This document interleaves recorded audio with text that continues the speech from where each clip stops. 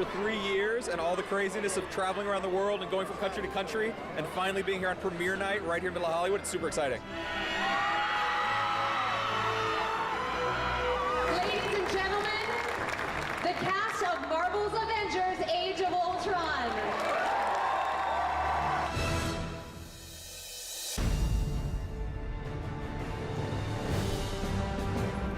Here we are, it's day one, principal photography. We're in Italy. Environmental, this place is gorgeous. It's unlike anything we had in the first movie, and it's just a ton of texture. Everybody's pretty excited. There's something about being out in the field and being in the middle of Italy. You're in this town that we've got the whole place shut down. You have 5 intersections, cars overturned, you have real explosions. It's a great way to sort of kickstart a shoot, you know, on location. That makes you feel authentic. Aaron and I are coming in cold, basically, and so it's nice to have our own substantial work with our characters before coming onto set with all those intimidating people. Coming back after being away and seeing each other was a very sweet reunion. We all, as actors, went on this journey together through this wild thing that became Avengers 1. It's all common ground now, and it's not quite as daunting as the first time around. I was talking to Robert and Chris and a lot of the guys before we started shooting, and all of us were looking forward to coming back and kicking it off again. I never want to work with these kids, but I'll get them there.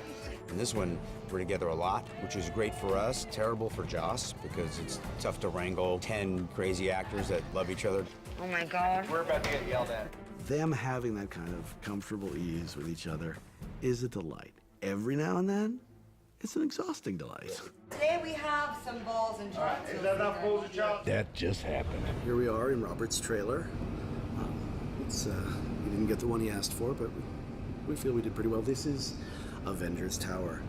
This is what Stark Tower became after it was destroyed. It's just sleek, elegant, futuristic. I mean, it's Tony's house, so it had to be, it had to be flashy. I don't know of anyone in the history of any superhero franchise who seems to have never run out of money. Joss wanted it all to be connected. He wanted to be able to move from downstairs to upstairs and vice versa. We needed to perform for Tony's world, for Banner's world, and then float down into sort of the gaming area of the HQ, which was a little bit more fun. If you look carefully at the details, you'll see there's a Cap poster, there's stuff for Hawkeye, there's stuff that up in the lab where Tony's working for all of the team.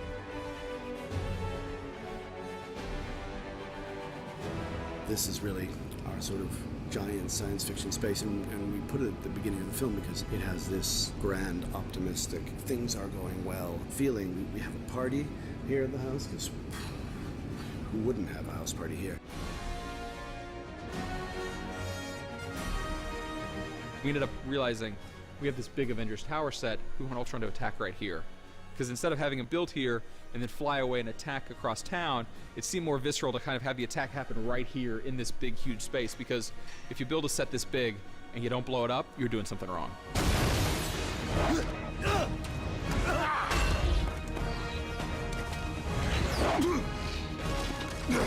Joss was beginning to put together the character of Ultron, how he came about, what he wanted to do with the character. And he said to us, I think it's got to be James Spader. And it was another moment we went, yes. There's nobody else on the list. There's nobody else that we talked to. First day when he gives his speech at the party, I know all of us were kind of eager to be the audience and just to spectate and just watch him perform. And it was really exciting because it was really good and really intimidating. And I was tangled in strings. Spader knew what he was in for, and he went for it regardless, because he thought, if I'm going to do it, let me really do it. It was terrible to put us on a set together. I just want everyone to know that now. Showed up at the studio, and they put me in a suit, and they had me go through a range of motion, very specific motions and movements and so on, which they captured with all these sort of sensors all over me and reference cameras all around me. And Within 10 minutes, the sort of rough image of Ultron was on a screen, a monitor in front of me. I've outgrown you, Tony. I've evolved. Performance capture is the entire performance, so you're filming an actor's entire role. It just happens to be a different bunch of cameras. But the actual nuances, all of the acting choices, you're authoring the role in exactly the same way that you would if you were playing a live action. He and I got to do some stuff, you know, and it's ridiculous. We're wearing these very unflattering suits, and I'm trying to explain to him, you know, how it all works. But I was like, I'm working with James Spader. Look at you, Ruffalo. You really, like, pulled one over on the world. I think it's so fitting because Ultron is everywhere and everything and has these almost Shakespearean soliloquies at times, and I certainly think that his theatrical background is all over this. You know this church is in the exact center of the city. He had this thing with red dots for eyes, and so we would rehearse looking at him so we could have something to respond to. And then during a take, we'd have to like look 3 feet above his head, which was so irritating because he was doing so much that you wanted to watch. Probably majority of the shots, Aaron and I are both going like this, like just like shoot. We didn't want Ultron just floating out there by himself. We wanted him teamed up with someone. We wanted there to be an opportunity to have the twins help carry some of that villain burden. These characters are integral to the Avengers comic books. We also wanted to have another powerful female character. I wanted not just a new perspective, but a new visual language. She can get inside their heads. He can move so that everything is super slow. That's going to give me a language I wouldn't have used in the first one. When it comes down to Pietro, we went through a very large number of testing and looks so that we can feel that it was organic. We didn't want it to be about the effects per se, so we looked at, you know, various blurs and trails. We ended up with something which I think is pretty simple but also pretty sophisticated and sort of elegant as a solution for Pietro. There's this blue streak trail. When I run fast, you'll see that, you know, if the light catches it, it'll have that kind of sort of a lightning bolt sort of strike.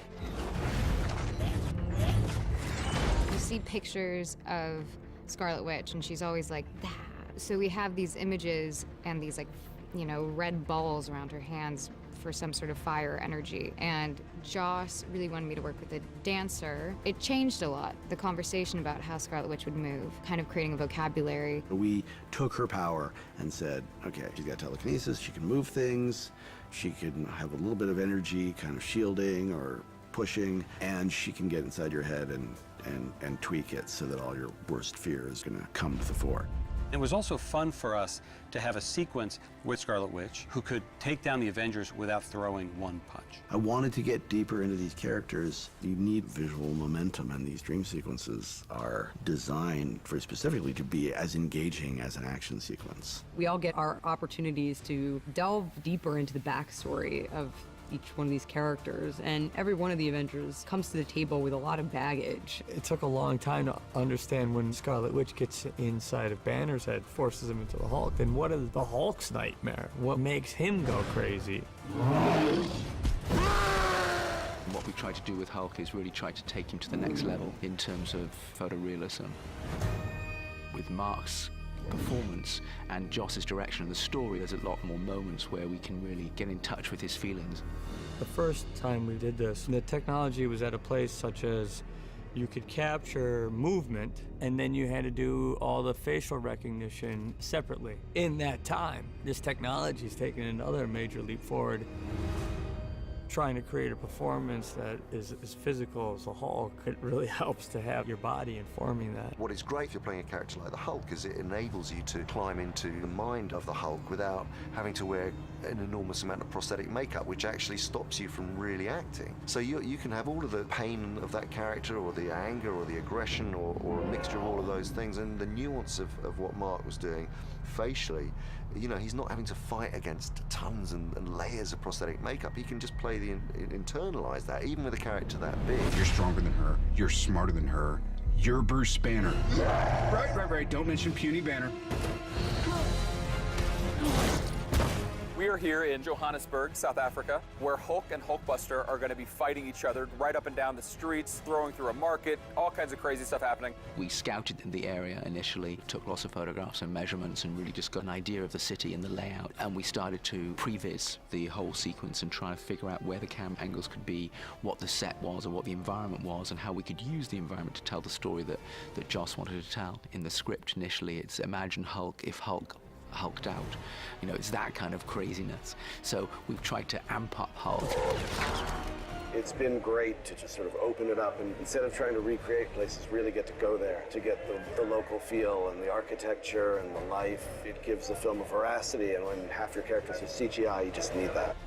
It had to be very carefully planned, and then it was a lot of, talking to the special effects guys, who are the people that do the practical effects on set, and getting them to, blow cars up and rip parts of the street up and give us explosion there and dust hits here, and then you take it all back to the cutting room, and then you start doing what we call post-viz, which is then effectively taking the previs, the sort of animated cartoon version, and now cutting out the Hulk and the Hulkbuster and trying to put that back into what you've already shot.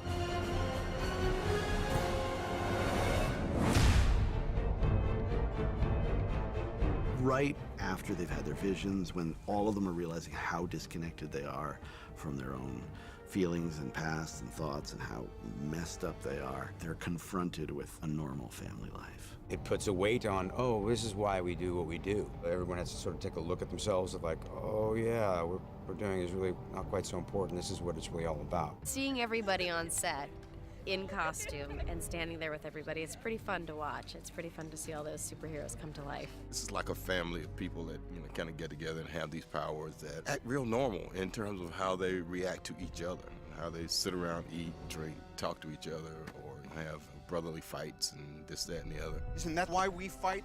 So we can end the fight, so we can go home?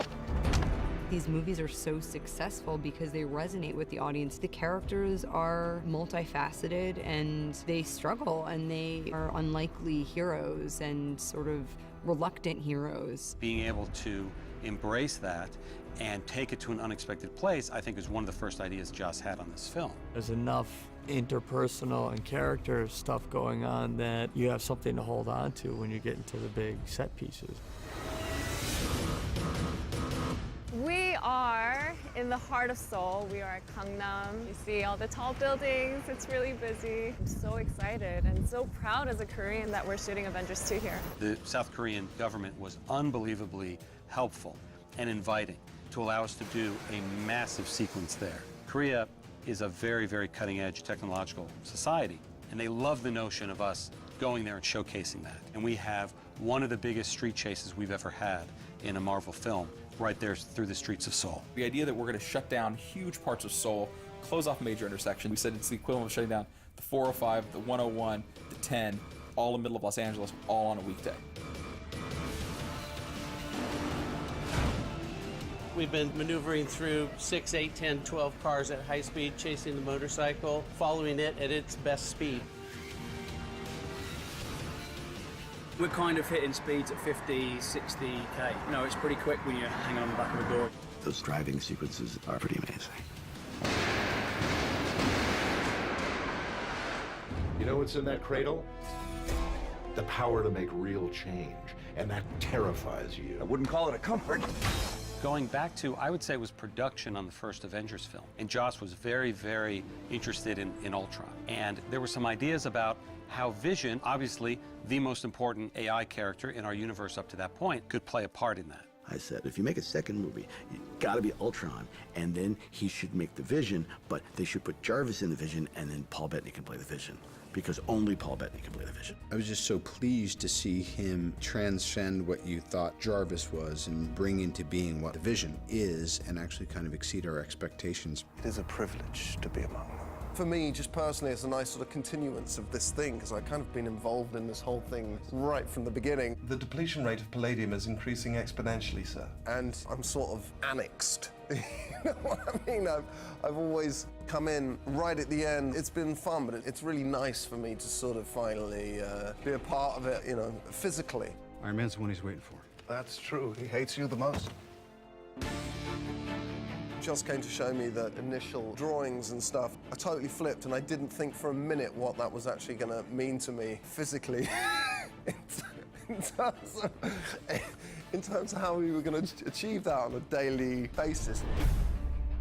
I get put inside this, rubber balaclava that is then glued to my face, and it's a lot of prosthetics. The makeup is actually amazingly quick, I think, for what is accomplished. It's about an hour and a half, and then there's a robot muscle suit that goes on. I wear a cooling suit that has piping that goes all around me, and they plug it in, and ice water runs through it, and it keeps me cool. It's a little like being inside a gin and tonic. I can't hear very well because I've got this thing over my head, and there's only this much of my own skin showing. It took me a couple of days to figure it out. We made a few holes so I could sort of hear conversation, and I read a lot. The idea was we'll do it all in camera, we'll fix this, and it's over. Well, we wanted to also give him an AI look, so we sort of back-engineered a way that we were going to utilize the data from the performance, put it back into a full-on CG model, and then bring back the human characteristics that makes him all that more human, and yet not. There's an expression that we use in visual effects as well as other robotics and things called the uncanny valley, and this is when people trying to create human beings as CG characters or robots, and the closer you get to reality, the harder it is to make them look believable. But what we're trying to do in many ways is we're approaching the uncanny valley from the other side. So we're starting with a real human in Paul Bettany, and we're adding CG to him. If you look at his eyes, if you look at his lips, if you look at his face, you feel the human feelings that we do when we emote, and yet there is that moment where you go, oh, he could be full-on AI, is he? I was born yesterday.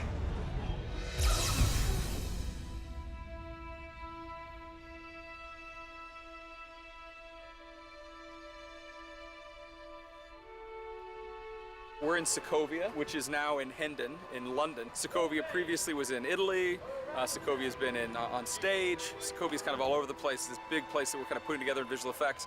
And today, here in Sokovia, we're doing kind of the end of the movie. Everything's kind of wrapping up.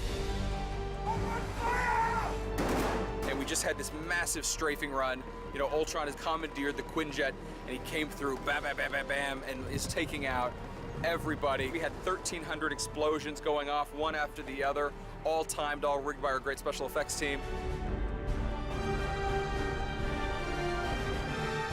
We were very lucky. We looked very hard for that location, and because we knew what we had to do to it in the sense the post-destruction look, that made our search that much harder because a lot of places simply wouldn't have allowed us to have done it with all the pyrotechnics and all the special effects and our footprint, what we needed to do there. Very quickly we realized it actually worked incredibly well. Watching it be destroyed slowly but surely was pretty amazing to see, this beautiful statue that Aaron and I were laughing about, pretending it was us. And then, later when the world's ending and their limbs are gone and there's, a children's playground that's a tank. It had a lot of humor as well. I really loved that set. Because that was a world. That was a whole world. It's very weird to be this close to being done. It was sort of, I describe it as the light at the end of the ballroom because I really have been having so much fun. It doesn't really feel like a tunnel. Part of that is because of being here. There's so much depth. There's so much room to maneuver. We've never had a set or a place to shoot like this. It's huge. You always want to end big. We've got a whole city lifting off and being ripped out of the ground. And then we've got all these sub-Ultrons that are attacking the Avengers and trying to take the Avengers out of the equation, whilst Ultron Prime is trying to destroy humanity. When I read some of the things that I read on the page, it just seemed so enormous. You'd think that there must be some diminishment of that during the making of, or even the development of the script, and not so. I've been here long enough to understand that the unthinkable will happen, the unthinkable will be written, and the unthinkable will come to fruition as some of the most amazing visual effects we've seen. So that I'm proud to say that none of that scares me. On the contrary, all of that is the greatest challenge of working here. So they've got to end the film fighting together And we've got to know that the Avengers live on. But the idea that the Avengers will live on, but in a completely different form, there's a galvanizing excitement about that.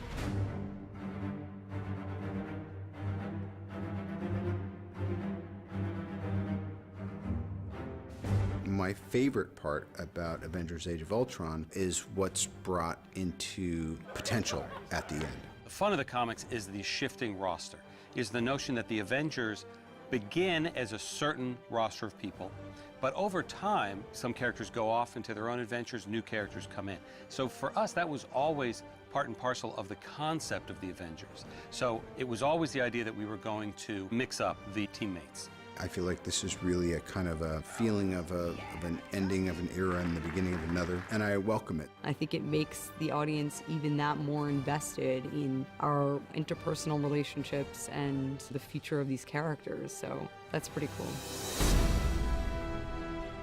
To be able to create this spectacle and have it be something that you can crawl inside and feel the life within it, I think that's this film in its finest form.